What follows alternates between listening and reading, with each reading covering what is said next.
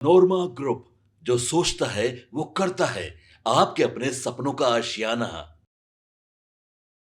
आज 23 नवंबर है और आप जानते हैं कि आज 23 नवंबर का दिन किस लिए इंतज़ार का बना हुआ था। आज के इंतज़ार का सबसे बड़ा कारण था कि दो राज्यों में होने वाले जो चुनाव थे उसके आज परिणाम आने हैं और उस परिणाम के साथ साथ बिहार के भी 4 सीटों पे कौन आगे कौन पीछे, इस बात की आज पुष्टि हो जानी थी और इसके परिणाम आज आ जाने वाले हैं। वोटों की गिनती शुरू हो चुकी है और झारखंड में इसके साथ साथ महाराष्ट्र के जो रिजल्ट हैं वो बहुत जल्दी आ जाएंगे। लेकिन इससे पहले हम आपको बता दें कि जो वर्तमान परिस्थिति बनी है वहाँ एक बात तो साफ नज़र आ रही है कि पूरी की पूरी कहानी पलटती हुई नज़र आ रही है। जो स्थिति सामने नज़र आई है उसके अनुसार आपको बता दें कि महाराष्ट्र और झारखंड के विधानसभा चुनाव में वोटों की गिनती शुरू हो चुकी है और सुबह 8 बजे से ही गिनती जारी है। 288 सीटों पर महाराष्ट्र में और 81 सीटों पर झारखंड में चुनाव हुए हैं। महाराष्ट्र विधानसभा चुनाव के शुरुआती रुझानों में महाराष्ट्र में एनडीए 110 सीटों पर आगे चल रही है, तो वहीं कांग्रेस गठबंधन 85 सीटों पर बढ़त बनाए हुए हैं। जो वर्तमान परिस्थिति है उसमें झारखंड की अगर बात करें तो झारखंड में भी वोटों की गिनती शुरू हो गई है। शुरुआती रुझानों में झारखंड में कांटे की टक्कर दिखाई दे रही, जैसा कि हम पहले ही बता रहे थे। एक बार फिर से आपको बता दें कि भारतीय जनता पार्टी की अगुवाई वाली गठबंधन जो है वो 35 सीटों पर आगे चल रही है, तो वहीं जेएमएम के अगुवाई वाली जो महागठबंधन है वो 29 सीटों पे आगे चल रही है और अन्य के पास 7 सीटें हैं। महाराष्ट्र विधानसभा के शुरुआती रुझानों में महाराष्ट्र में एनडीए 101 सीटों पे आगे चल रही है। ये पूरी की पूरी बात अगर कहें तो बिहार में भी 4 सीटों के वोटों की गिनती शुरू हो चुकी है।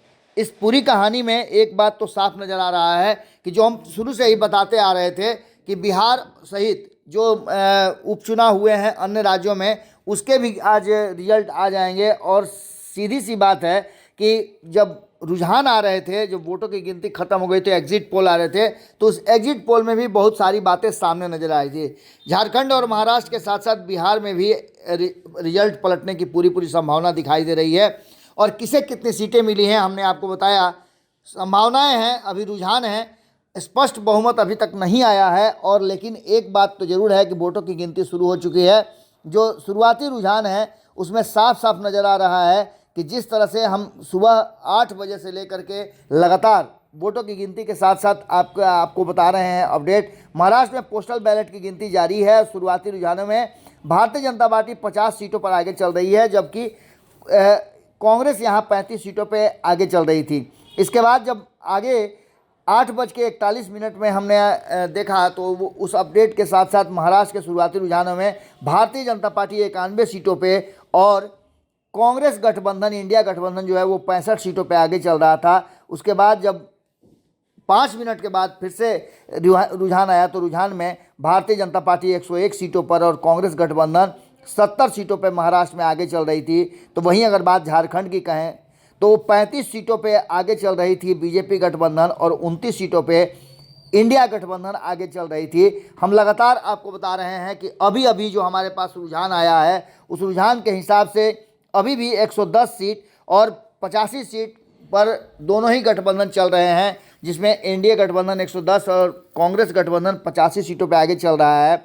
झारखंड विधानसभा चुनाव में अब जो है भारतीय जनता पार्टी 35 सीटों पर आगे हो गई है और जेएमएम 29 सीटों पे आगे चल रही है जो गठबंधन उसका है। इसका सीधा सा मतलब है कि वोटों की गिनती लगातार चल रही है और जो परिस्थिति बनी है उस परिस्थिति में हम बिहार का भी रिजल्ट आपको बताएंगे।